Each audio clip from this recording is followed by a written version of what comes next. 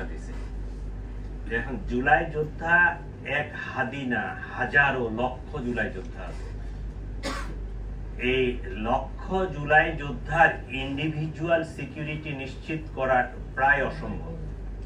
তবে সার্বিক সিচুয়েশনটাকে আমার সিকিউর করতে হবে, রাষ্ট্রকে সিকিউর করতে হবে, রাজধানীকে সিকিউর করতে হবে। আমরা এটা কাজ করতেছি এবং যাদের এইরকম যারা হাই প্রোফাইল, যাদের স্পেসিফিক এই ধরনের সিকিউরিটি থ্রেট আছে, তাদেরটা নিয়ে আমরা অ্যানালাইসিস করতেছি। তাদেরকে আমরা খুব কাছাকাছি তাদের সাথে কোনো সিকিউরিটি অ্যারেঞ্জমেন্ট করা যায় কিনা এটা অলরেডি আমরা প্রক্রিয়া চলতেছে।